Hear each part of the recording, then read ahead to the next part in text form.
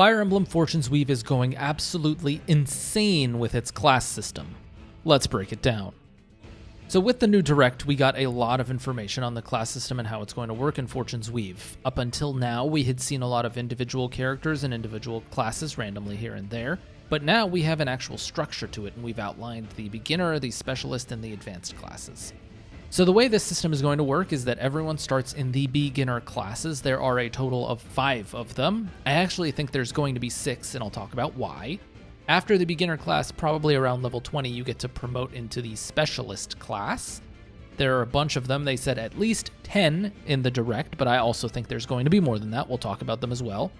And then after that, you're able to promote into the advanced classes, it seems around level 35. So probably pretty late into the game, probably post-time skip based on the story and all of those details. And then I think there are going to be unique classes that are unique to the enemies, like the skeletons and stuff. I won't talk about that in detail because it seems like Skellion is a class that's limited to enemy skeletons, and they've got multiple different like mounted forms, infantry forms, different weapon types. So I think it's just a generic label and all the skeletons are under that class. So let's start off with the beginner classes. They introduced all 5 of them in the Direct. We have the Ornius Rider, which is a mounted unit on the little like mobile chickens. And they have access to swords and lances, I believe. And those are the only 2 weapons that I've seen on the Ornius Rider so far. If you've seen any of the other ones, let me know. The second class is the Gladiator class. And I believe that the stuff the Gladiator class has access to are swords, axes, gauntlets, and the infantry movement, as well as a little bit of authority. It remains to be seen exactly what authority is going to be used for, since so far we've only really seen Theodora have access to battalions, and previously that's kind of what it was used for in Three Houses, so I wonder if there's anything extra in this game that we don't know about just yet. After the Gladiator class, we have Diviner, which has access to white and black magic. The Direct also shows that the Diviner class has access to swords, axes, gauntlets, authority, and infantry. So the Diviner class is actually pretty diverse in terms of what it gives you access to. I mean, 2.5 melee weapons, and I guess 2.5 mage weapons if you count guns as the magic portion of gauntlets, and then authority and infantry as well is quite a lot. The 4th beginner class is the Hunter class, which has bow, sword, infantry, and authority access. We've seen this on a bunch of people, namely Lita. The 5th and final, well, quote-unquote, final beginner class is the Soldier class, and this is your armored beginner class, and it has access to axe, lance, and armor, and we see that in the Bakar video. Now, I would say that's it for the beginner classes. However, Theodora, we have seen, is in a class on her own called Noble, and she's seen to be in this class as low as level 8 or 9, so this has to be some kind of unique beginner class to Theodora that probably nobody else can use unless you get access to the Noble class for some of the other units. I haven't seen it on anyone else, but that has authority as one of its main specials, and I've seen Theodora using a lance there, so maybe it is just a unique class with like a very narrow range of what you're allowed to use. So those are the 5, maybe 6 beginner classes that I've seen so far, and they were pretty definitive in the Direct that there's only 5 of them, so I'm assuming that that's it, barring any other unique classes like Theodora's. After the beginner class, again, estimated around level 20, you move on to the specialist class, and this is sort of the middle ground promotion that you're going to get. I'm honestly kind of surprised because Fire Emblem always had its promotions be around like level 10 is when you can promote up until level 20. And so the fact that you're kind of locked in the beginner class for 20 levels is interesting because either you're going to have a lot of skills and they want you to cycle through the different beginner classes and master them, or the game is really balanced around beginner classes. Now, one thing that I've noticed in the classes as well is that after combat, you gain class EXP in addition to your weapon, authority, infantry EXP that you're gaining anyways. So there is an element of class mastery that you're going to get. So maybe they want you to master multiple classes before you get into the specialist classes or even the advanced classes or whatever have you. So anyways, in terms of specialist classes, we've actually got quite a few. I have counted 11 so far that I've seen. If I've missed one, let me know. But we're starting out with the Myrmidon class. This was seen on Dietrich initially. And it's really just your basic sword and infantry class, probably high crit. It's a promotion from Gladiator. And maybe Soldier can get into it, but seeing as the only people who have sword access are your Ornius Riders, your Gladiator, and your Diviners, I don't think Hunter or Soldier will be going into this class. But it seems like you've got definitely multiple different avenues to get into it from the beginner class for sure. The Armored Ornius Rider seems to be a specialist class, and we saw this on one of the new characters that we have. Her name is Nidine, and we can see that this class has access to what seems to be axes, mounted, and flying, although I assume it's also going to inherit the sword and lance from its prior Ornius class. Again, I can't really tell you 100% from this screenshot, but this is what I'm seeing here. Of note, Armored Ornius Rider does not seem to be an armored unit. You can see sort of the armored insignia here is grayed out, so I'm assuming it's just for naming purposes as like the next level up from the basic Ornius Rider, and they're calling it armored. Maybe they can equip shields. I don't really know, but it doesn't seem like it's an actual armored class. It seems more like it's a flyer class here. The Archer Specialist class seems to be our bow-locked infantry-only class, and we see this on Peter and Lillian. Not too much that's special here about the Archer class. It's like basically your level up from Hunter. Although it would be kind of odd for them to get a downgrade because Hunter had sword access, and I didn't really see any swords on the Archers here. So we'll have to keep an eye on that one and see if it does end up getting any more access there. The Light Cavalry class is next. It is an axe and lance mounted class. This seems like your basic cavalier class that has access to lance and axes. We've seen a couple of different units in the Light Cavalry class, but this seems like just your basic mounted class. I'm assuming you get through into it from a combination of like Ornius Rider and Gladiator or anything that really has access to axes.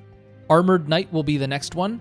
We saw this featured on quite a few enemies. I have seen them having access to the trifecta of sword, lance, and axe, and it's obviously an armored class. It's probably going to be slow, 4 movement, all of that jazz. Then you will be able to use all of the melee weapons, and this will be sort of your direct progression from soldier into armored knight into, we'll talk about the Dreadnought next, which is the advanced class for it.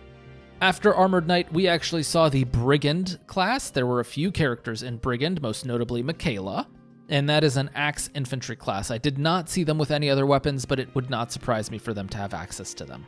The class after that I have is the Charioteer class. This is a new class that, I mean, we had seen it on previous videos, but I hadn't known that these enemies would be, or these classes would be recruitable. We've seen it on a bunch of enemies, mainly one of the enemy captains.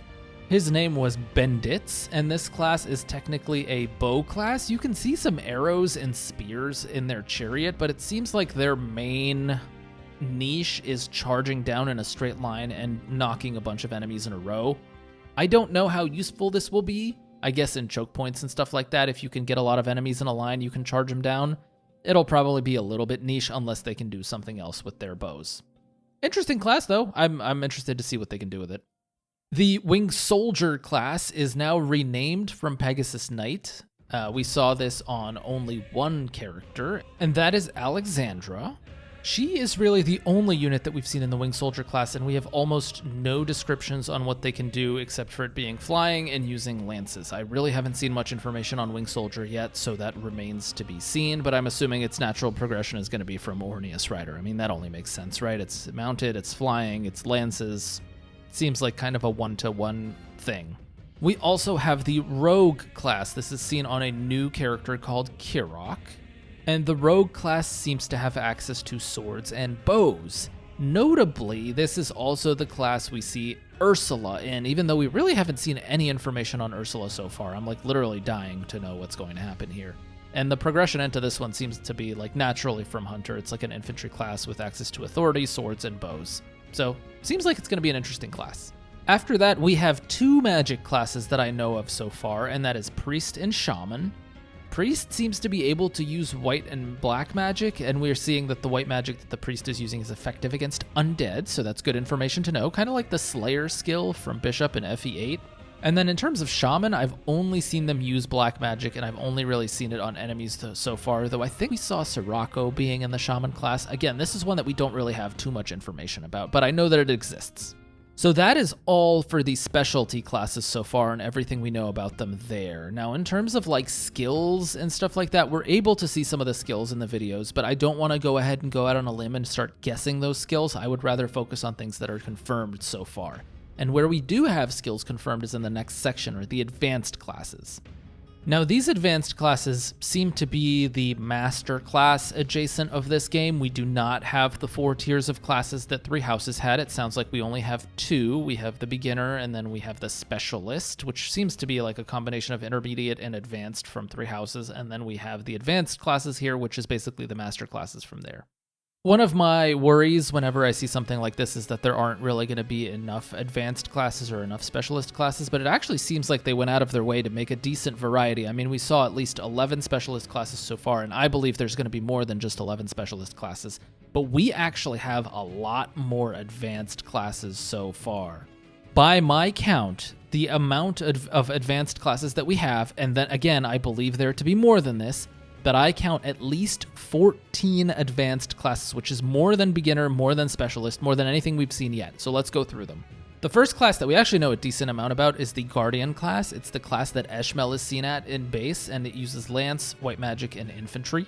Nothing too crazy about this class, but it is a magic and melee hybrid class that is infantry, and the last magic and melee hybrid class that we had in Three Houses was actually extremely popular, despite the fact that I didn't really like it very much, and that was the Mortal Savant class in Three Houses, which was actually swords and dark magic. So I wonder if now it's lances and light magic's turn instead. Who knows? We'll have to wait and see. I genuinely hope that they're able to make a successful hybrid class, because everything about Mortal Savant in Fire Emblem Three Houses was fun, but nothing was really optimal there. But anyways, we'll have to wait and see. If they're advertising that our main character is on the Guardian class, then it's probably going to be pretty good. After Guardian, we see the Shido class, and this is a class that seems to be focused on sword use. We do see 2 skills on the Shido class, which is Combat Arts +2, which I wonder, does that mean that they do 2 more damage per combat art? Does it level them up by 2 levels if there's like levels to the combat arts? I'm not really sure what Combat Arts +2 really does.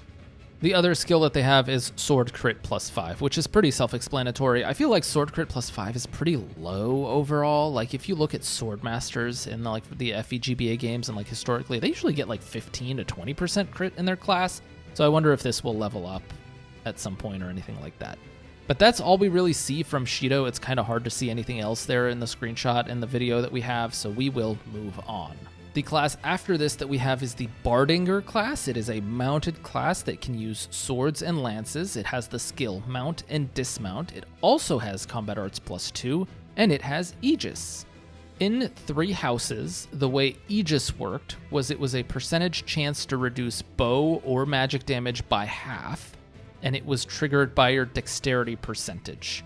So I would say that it's probably a safe bet that Aegis operates the same way. It would be a dex-based percentage trigger, and it just halves bow and magic damage, which isn't fantastic, but it was seen on Paladins there, and this seems to be kind of the Paladin equivalent in this game. So yeah, that might be what it does. The other class that we saw is Cataphract, which is lance and mounted, and we saw this on EO in the direct. It's described as having the mobility of horses with the defense of heavily armored units, specifically, and we can see in the video that Cataphract has 6 move, so I wonder if this is like the Great Knight equivalent. We only see EO using a lance here, but I wonder if because it's going to have like the armored specialty, if we'll also see swords and or axes on this class. We don't really get to see any skills, but if it's any indication, if Paladin has Aegis, then I would expect that this class might have Soul. Soul has classically been on some kind of mounted unit, so it wouldn't surprise me, really. The next class that we see is the Bishop class. This one looks like it only has white magic, and one of the skills that it has is Magic Heal +10. The other skill I can't really make out, but I'm assuming it's like the equivalent of, because we see that, spoiler alert, one of the future classes that has black magic only has a skill called Black Magic Seeker, so I wonder if it has like the equivalent of Black Magic Seeker, but for white magic, and that'll be its second skill. And I can't really see a specialty skill on this one again, because it's so zoomed in. I tried. After Bishop, we see Elephant Rider. This was also showcased in the direct with Anna being on the elephant. It takes up 4 squares, and it shows the elephant just completely charging through and deleting a bunch of enemies. I am personally very curious as to how this class is going to work. Is it going to be a player phase only sort of attack? Is it going to be able to counter on enemy phase? It seems very powerful and very strong, so it wouldn't surprise me if this was sort of a player phase only type of offensive class.